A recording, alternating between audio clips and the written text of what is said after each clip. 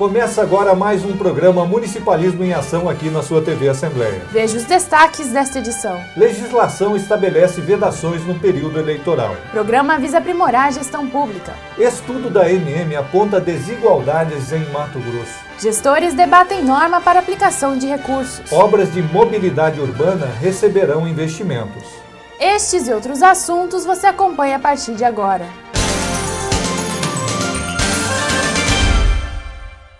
Os candidatos devem ficar atentos às proibições em período eleitoral.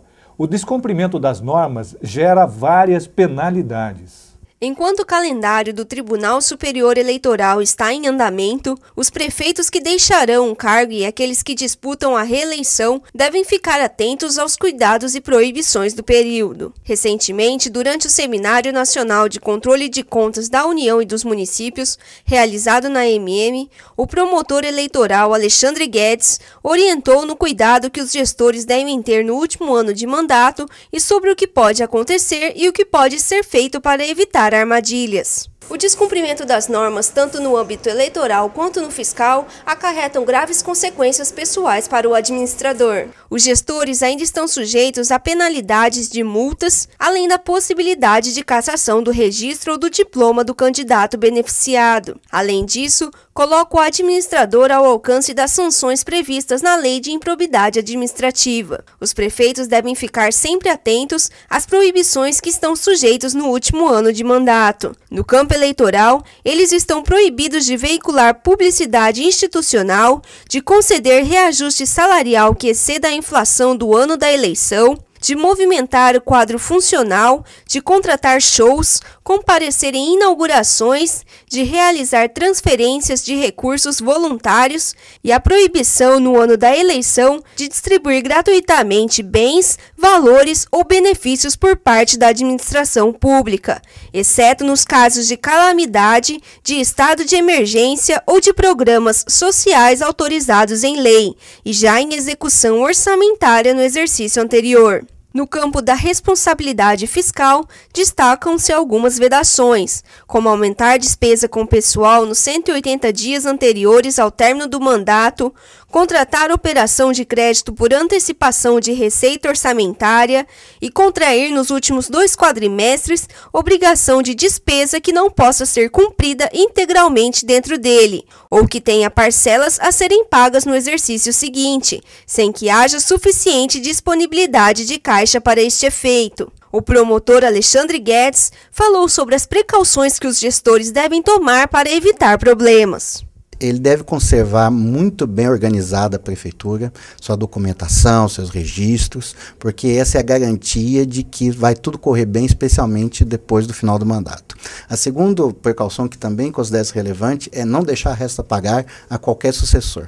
Organizar uma comissão de transmissão, de transição, registrar tudo em atas, reuniões dessa comissão de transição, compartilhar todos os dados e documentos, são precauções fundamentais para qualquer prefeito dentro do atual sistema do direito brasileiro. Municípios aderem ao Programa de Desenvolvimento Integrado.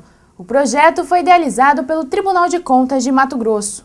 Com o objetivo de fomentar a implantação do modelo de administração gerencial com foco em resultados e, com isso, melhorar a administração pública nos 141 municípios de Mato Grosso, o Tribunal de Contas do Estado está implantando o Programa de Desenvolvimento Integrado. Uma das principais ações do PDI é fomentar a prática do planejamento estratégico a longo prazo por parte dos gestores municipais.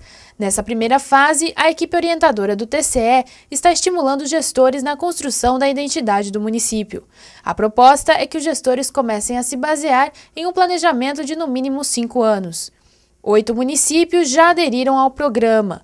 A instituição está promovendo aulas de capacitação para os servidores e a primeira aula foi o planejamento estratégico e projetos de modernização institucional. Ao todo, serão 6 aulas de capacitação por teleconferências até novembro, onde os participantes poderão interagir e tirar suas dúvidas. Reuniões nos municípios também serão agendadas. O termo de adesão ao PDI foi assinado pelos prefeitos de Cuiabá, Várzea Grande, Rondonópolis, Cáceres, Tangará da Serra, Sinop, Sorriso e Barra do Garças. De acordo com o cronograma do TCE, até 2013, os cursos de capacitação oferecidos aos gestores terão foco para 20 municípios do estado. Além dos softwares de planejamento estratégico, foram disponibilizados o acesso aos sistemas GeoObras. O conselheiro substituto do TCE, Luiz Carlos Pereira, falou sobre a iniciativa. O que nós observamos? Que não basta que o Tribunal de Contas tenha aquela sua atuação clássica de se verificar simplesmente a conformidade da gestão com a lei. A gente tem que se preocupar também com os resultados. Então agora a gente tomou uma atitude de dizer, não, a gente vai se preocupar também, não só com a fiscalização, que é uma das nossas funções, mas também com a orientação a esses municípios, passando principalmente informações relativas a planejamento. A Prefeitura de Rondonópolis, em parceria com o Governo do Estado, criou a Secretaria Municipal de Apoio à Segurança Pública. O governo de Mato Grosso deu mais um passo importante para o fortalecimento e a integração da segurança pública no município de Rondonópolis. A parceria entre Estado e município, por meio da Polícia Militar, Corpo de Bombeiros e Polícia Civil, proporcionou a criação da Secretaria Municipal de Apoio à Segurança Pública.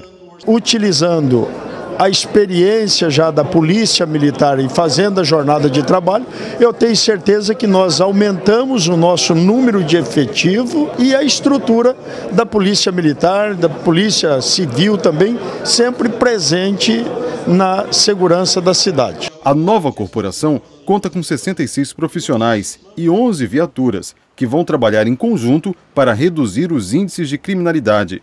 Essa ação também pode ser implantada em outros municípios. E agora essa parceria que nós estamos fazendo com Rondonópolis servirá de modelo para todo o estado.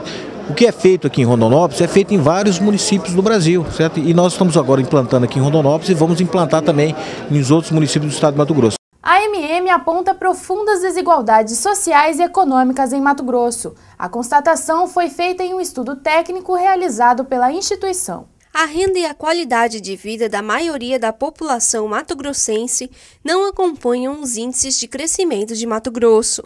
Considerado uma grande força do agronegócio, o maior centro pecuarista do país e responsável por 30% do superávit da balança comercial brasileira.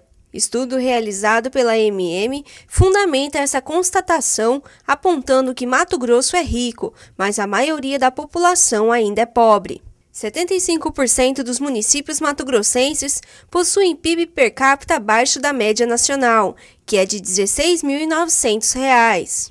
O levantamento, intitulado Indicadores das Desigualdades Socioeconômicas de Mato Grosso, demonstra as principais características da economia dos municípios, como a composição do Produto Interno Bruto por setores, assim como a estratificação da renda das famílias, que em muitos casos dependem de medidas assistenciais do poder público, como Bolsa Família. A carência dos municípios também pode ser constatada por meio dos tipos de economia, classificadas em exauridas, moderadas e crescentes, de acordo com a metodologia própria adotada pela AMM. Dos 141 municípios, 102 possuem economia exaurida e moderada, que têm em comum o PIB per capita abaixo da média estadual.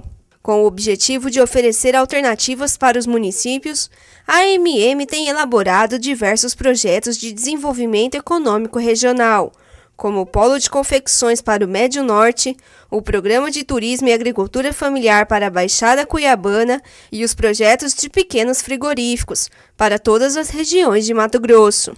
Funasa orienta prefeitos sobre a aplicação de recursos federais. O tema foi debatido durante reunião na AMM em parceria com o Tribunal de Contas da União e a Confederação Nacional dos Municípios. De acordo com a Fundação Nacional de Saúde, muitos gestores municipais têm dúvidas quanto às fases de transferência voluntária e celebração de convênios de saneamento básico, aterros sanitários, entre outros projetos.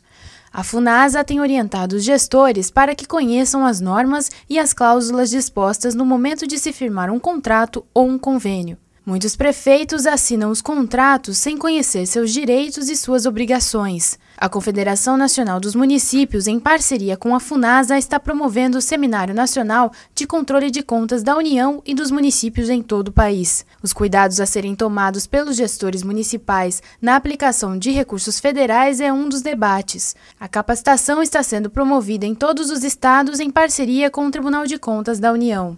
O objetivo da Funasa é repassar informações sobre as questões envolvendo a efetiva aplicação da legislação fiscal e das demandas de controle, visando a qualidade da administração pública municipal. Os recursos para investimento disponibilizados pelo órgão são liberados de acordo com o cronograma de desembolso, metas e etapas de execução do projeto. As verbas são depositadas em conta bancária específica abertas em bancos federais. Conforme informações da Funasa, os recursos devem ser aplicados logo após a aprovação do crédito. Para receber esse recurso, o convenente, neste caso o município, deve comprovar a contrapartida prometida. O prefeito de reserva do Cabaçal, Nivaldo Ponciano Coelho, falou da dificuldade que os prefeitos têm em relação aos prazos estabelecidos pela Funasa. Você elabora um projeto hoje e às vezes esse projeto demora 2, 3 anos para ser analisado pelo órgão concedente para aprovar o projeto. Muitas vezes quando esse projeto é aprovado, ele às vezes já não está mais de acordo com a necessidade daquela época. E essas adequações elas necessitam e às vezes acontece. Mesmo no transcorrer do projeto dentro da normalidade, há alterações que o projeto prevê. A lei prevê essas alterações, né? A própria lei de licitação, a lei de execução prevê isso. No entanto, essas alterações, elas às vezes elas travam de uma maneira que o cronograma físico, financeiro e de execução da obra, às vezes ele não é cumprido. Não é porque o gestor não quer, porque às vezes entra questões técnicas, questões que têm que ser avaliadas pelos órgãos concedentes, tem que ser aprovada, e tudo isso daí leva tempo. A técnica em finanças da CNM, Thalita Alves, falou sobre a mobilização dos municípios em relação à distribuição dos royalties do petróleo.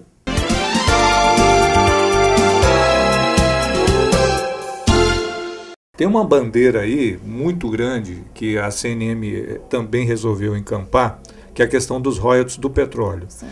A Confederação Nacional, na pessoa do presidente Paulo, tem isso como uma bandeira, né, a defesa dos royalties, da distribuição dos royalties. Hoje a concentração dessas receitas estão em 9 municípios, ali do Rio de Janeiro, Espírito Santo. Na verdade a maioria, quase 90% se concentra de receita ali naqueles 2 estados, né, enquanto que os demais municípios recebem pouco mais são poucas as receitas que passam para os demais municípios. A distribuição da legislação brasileira hoje é 40% para a União, 40% da distribuição, 30% vai para os estados e municípios produtores, na verdade 22,5% para os estados e 30% para os municípios produtores.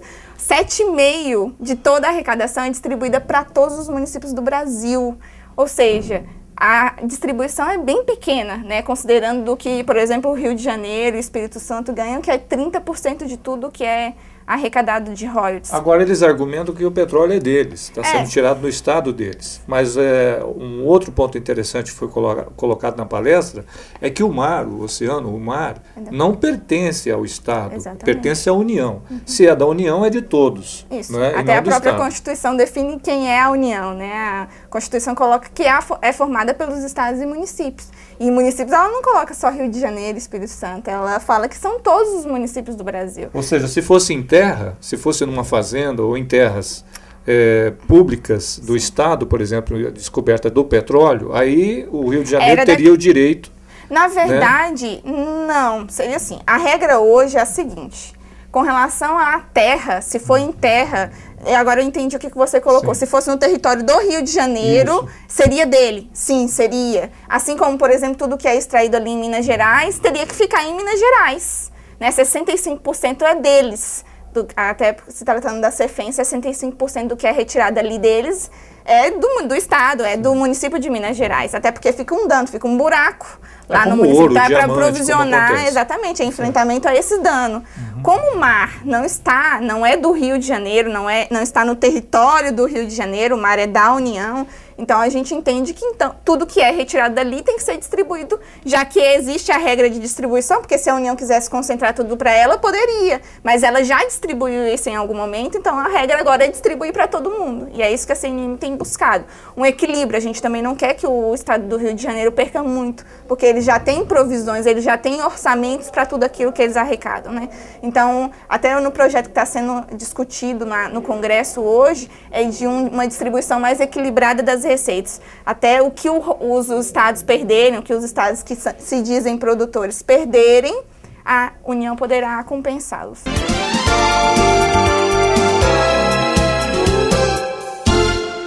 As tradicionais exposições agropecuárias estão sendo realizadas em várias cidades de Mato Grosso. Confira a agenda.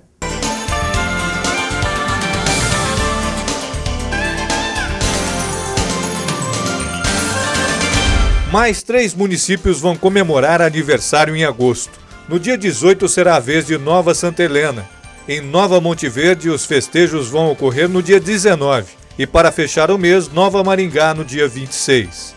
Exposições agropecuárias estão sendo realizadas em vários municípios de Mato Grosso. Juara vai sediar de 11 a 19 de agosto a 20ª Expo Vale, organizada pela Associação dos Criadores do Vale do Arinos. Em Campos de Julho, o evento será realizado de 16 a 19 de agosto. A Expo Julho 2012 será promovida pela Prefeitura Municipal. A 15ª Expoara e 25ª Festa do Peão serão realizadas em Araputanga, de 18 a 26 de agosto. Os eventos serão coordenados pelo Sindicato Rural. A MM solicita dados sobre a estrutura de mini-estádios nos municípios. A ação visa integrar as cidades ao projeto Passe de Letra, idealizado pelo governo do estado. Conforme o parecer técnico elaborado pela equipe de engenharia da MM, os dados técnicos necessários são os seguintes: a planta topográfica, o projeto do levantamento arquitetônico existente com anotação de responsabilidade técnica ou registro de responsabilidade técnica fornecida pelo Conselho do Técnico Responsável, conforme a NBR 6492 de 1994. Que diz respeito à representação de projetos de arquitetura e levantamento fotográfico. As ações visam integrar as cidades ao projeto Passe de Letra, idealizado pelo governo de Mato Grosso com o objetivo de facilitar a participação na Copa de 2014. A meta é promover a inclusão educacional por meio do esporte, implantando uma escolinha de futebol em cada município para fortalecer o futebol mato-grossense, visando revelar novos talentos e reduzir a evasão escolar. O governo federal garante recursos para obras de mobilidade urbana. Cerca de 7 bilhões de reais serão investidos no setor. Municípios com população com mais de 250 mil habitantes serão beneficiados com obras de mobilidade urbana financiadas pelo governo federal. Os recursos serão viabilizados pelo PAC Mobilidade Médias Cidades e poderão ser usados para a construção de terminais de integração e compra de equipamento. Os municípios não poderão usar a verba para obras não integradas ao sistema de transporte coletivo, pavimentação, recapeamento, sinalização, duplicação e abertura de novas vias. Cada município deverá elaborar o projeto executivo e apresentar até 31 de agosto. A inscrição deverá ser feita pelo site do Ministério das Cidades. O programa vai disponibilizar cerca de 7 bilhões para a construção de metrôs e corredores de ônibus, principalmente para o VLT, veículo leve sobre trilhos. O VLT é uma das obras de mobilidade urbana contemplada pelo PAC. Por enquanto, as obras foram suspensas em Mato Grosso. O Ministério Público impediu o governo federal e as instituições financeiras de repassarem recursos ao Estado. Faltando 2 anos para a realização da Copa, Cuiabá foi classificada pelo relatório do Ministério das Cidades como uma das sedes que estão com as obras mais atrasadas. As dificuldades são referentes a desapropriações, licenças ambientais e projetos executivos. O programa Municipalismo em Ação termina aqui. Fiquem com Deus e até a próxima edição.